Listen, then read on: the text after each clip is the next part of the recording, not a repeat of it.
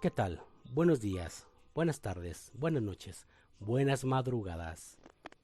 Regresamos nuevamente con las historias de terror, leyendas de Argentina, especialmente, que son dedicadas para mi buen amigo Patilla, Bayer y Bayrut, y toda la gente de Argentina que nos ve y nos escucha, que espero les gusten. Antes de comenzar les pido que se suscriban a mi canal Manuel Meléndez Morales para que vean estos relatos y los otros que tenemos ahí. Y me apoyen con sus likes y compartan. Sin más, comencemos. La iglesia de Santa Felicitas. Entre las leyendas que caracterizan a la ciudad de Buenos Aires, hay historias que hacen referencia a lugares reales, sitios que hoy, aún en día, podemos apreciar como testigos de que esta capital cuenta también con un lado tan fascinante como escalofriante. Uno de ellos es la iglesia de Santa Felicitas, que se halla en Barracas, entre las calles de Pinzón y Bransen. Cuenta la historia que hace mucho tiempo vivía muy cerca de allí una joven llamada Felicitas Guerrero, la cual era sumamente hermosa, tanto que no fue de extrañar que a sus 16 años se casara con un hombre llamado Manuel de Alzaga. Por un tiempo, los dos vivieron libres de preocupaciones y se concentraron en formar un hogar. Lamentablemente, la desgracia no tardaría en llegar a su puerta. Tras cumplir 24 años, Felicitas se quedó viuda y perdió también a su único hijo, quedándose sola. No pasó mucho tiempo antes de que fuera pretendida por Enrique Ocampo, un sujeto acaudalado pero muy peligroso, con el cual se relacionó sin pensar en las consecuencias. Casi al mismo tiempo, conoció a Samuel Sáenz Valiente, el tipo del que se enamoró perdidamente. Correspondiendo a sus sentimientos, Samuel comenzó a frecuentar a Felicitas y a menudo se los podía ver paseando en las cercanías de la iglesia, caminando y hablando sobre tener un futuro juntos. Sin embargo, ellos ignoraban que se acababan de ganarse a un enemigo bastante poderoso. Enrique, consumido por los celos, no soportaba saber que los amantes se veían a sus espaldas. Le dolía el rechazo de Felicitas, así que ideó un macabro plan para poder vengarse.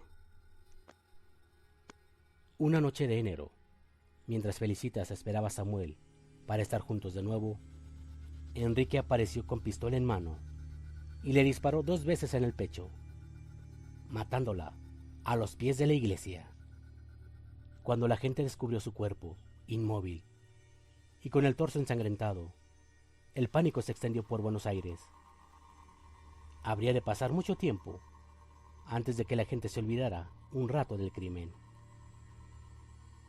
Mas no obstante, este jamás llegó a desvanecerse del todo de la memoria colectiva de los bonaerenses, sobre todo por la misteriosa aparición que se originó tiempo después. Aún hoy, hay quienes aseguran que cada 30 de enero, el fantasma de Felicitas llega a deambular por los alrededores de la iglesia. Se le puede ver lamentándose, con el pecho lleno de sangre y andando débilmente por los rincones, como si siguiera esperando a su amado. No se retire de ahí, sino hasta que llegue el amanecer, causando escalofríos a quienes tengan la mala suerte de cruzarse con ella. Otras personas, sin embargo, aseguran que su fantasma no es malo, puesto que nunca ha dañado a nadie. Incluso hay mujeres que, llevadas por la superstición, llegan hasta la iglesia para poder dejar sus listones atados a una verja, como una ofrenda cariñosa para Felicitas. Se dice que si hacen esto, ella les concederá su bendición y serán muy felices con sus respectivas parejas, o encontrarán el amor. ¿Tú ¿Visitarías esa iglesia? El ahorcado de Chacarita. Cuenta la historia que alrededor del cementerio de Chacarita, para muchos denominado Cementerio Oeste, en la ciudad de Buenos Aires, vaga todas las noches de los jueves errante el espíritu de un hombre ahorcado en una de las ramas más altas del árbol de la calle de Jorge Newbery, a solo metros del Camposanto. A finales del siglo XIX, la ciudad se vio azotada por la fiebre amarilla y se creó, en ese contexto, la desesperación, el cementerio de Chacarita y el tranvía fúnebre. Entonces, como en una suerte histórica de Romeo y Julieta, pero oscura, un joven se suicidó colgándose de un árbol que estaba cerca del cementerio, porque allí yacía el cuerpo de su amada, la cual había expirado producto de la peste. En la actualidad, son muchos los testigos que afirman vislumbrar una figura espectral transparente y en un avanzado estado de putrefacción, con la mirada perdida y sus ojos abiertos. Los testigos quedan anonadados ante semejante presencia. El familiar.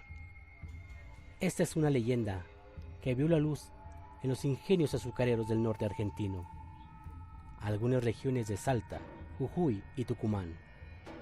Resulta que los dueños semejantes en emprendimiento se hallaban en problemas económicos, lo cual los llevó, como única alternativa, a pactar con el diablo.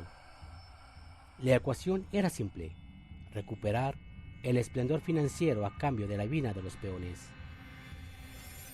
El resultado semejante a un acuerdo maléfico: una suerte de perro negro que devoraba a los obreros.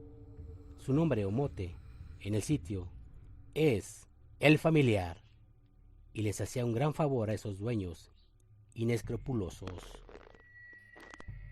En verdad, nadie nunca vio directamente a semejante criatura, pero se creía que dormía en los sótanos de los ingenios y salía a la noche en búsqueda de sus presas. El lobizón.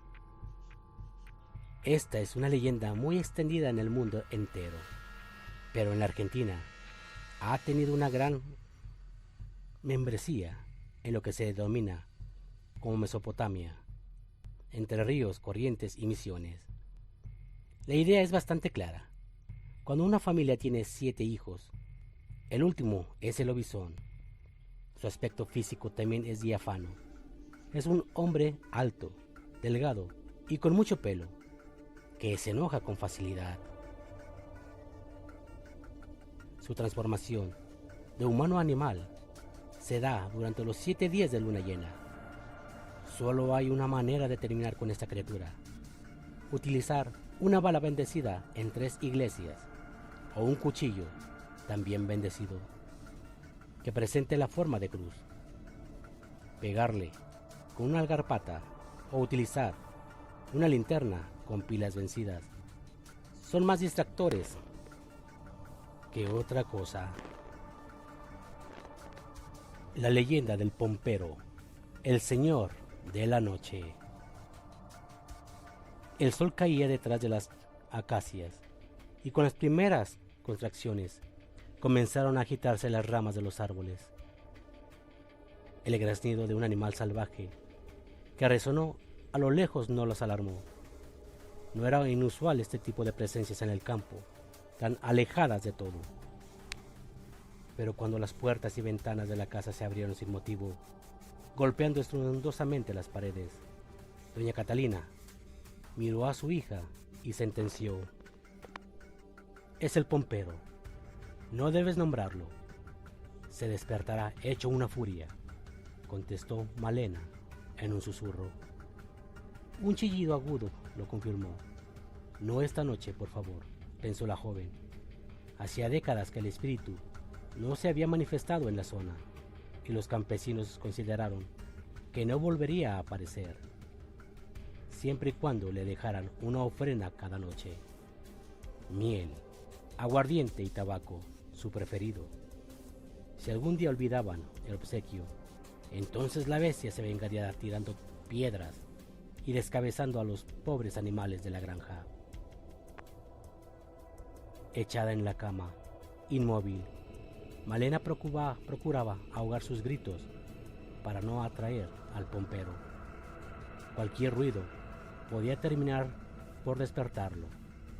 Por el momento, sentía que no corría peligro, pero pronto no podía controlar los raptos de dolor y la amenaza sería inminente. Los alaridos que provenían de la arboleda que rodeaba la casa le ponían los pelos de punta. «Ahí viene otra», dijo Malena, con un hilo de voz, estrujando en un puño la punta de la sábana pegajosa que cubría la cama mojada por la transpiración.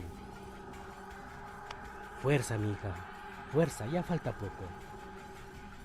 Malena se relajó en las palabras de su madre. No podría pedir mejor compañía para ese momento. Doña Catalina había presenciado innumerables partos en su juventud. Las mujeres del lugar pedían por ella cuando estaban a punto de parir y se había convertido en una suerte de matrona. «Te traeré un jugo de frutas. Debes hidratarte». Doña Catalina no quería dejarla sola, pero Malena era fuerte y a pesar de las lágrimas que corrían por sus mejillas, no se quejó cuando su madre abandonó la habitación. Las luces se apagaron y de pronto todo fue obscuridad. Tanteando la penumbra, sin embargo, la mujer encontró el camino. Sabía perfectamente dónde guardaba las velas y en pocos segundos podía ver junto a su hija. Antes de alcanzar el lecho, los pasos del pompero se escucharon a toda la casa. Era señal de que no se daría por vencido. Los que lo habían visto, y doña Catalina era una de ellas, decían que parecía un viejo pesto y gordo, cubierto por una densa capa de pelo negro. Había quienes aseguraban que era un duende, otros que se trataba de un hombre antiguo, anterior a la civilización. Como fuera, el aspecto de este o de esta criatura era totalmente terrorífico. La llama de la vela se encendió y doña Catalina encontró a Malena semi-inconsciente. La mujer temió lo peor. El pombero la había paralizado. La palmeó suavemente en las mejillas y esperó. La joven pronunció algunos quejidos inaudibles que la madre comprendió enseguida. Le acercó un vaso de agua y luego, de unos pequeños sorbos, Malena volvió en sí. Al amanecer sintieron alivio. El pombero no se mostraba a la luz del día. La única esperanza era que el niño que naciera esa mañana, a lo sumo por la tarde. No ocurrió así. Llegada la noche, Malena aún estaba en trabajo de parto. Las contracciones eran más intensas y más frecuentes, que ya no era posible reprimir los alaridos de dolor. Se sentía poseída, como si el niño no quisiera nacer. Luego de algunas horas, doña Catalina supo que algo andaba mal. «Está atravesado», dijo después de palpar el vientre abultado. «Cuando te indique, deberás pujar con todas tus fuerzas». Con cada pujo el pompero chillaba, cada vez más agudo. Al cabo de unos minutos, el grito de ambos se había vuelto uno solo, un sonido insoportable para el oído humano, enloquecedor. Una especie de tornado envolvió la casa y el suelo de la llanura se volvió como un terremoto.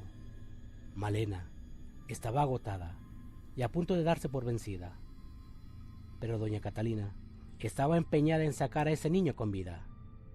Malena sacó fuerzas de donde no tenía y el bebé aulló por fin. Su primer llanto apaciguó el chillido del pombero y por un momento pareció que la pesadilla había terminado.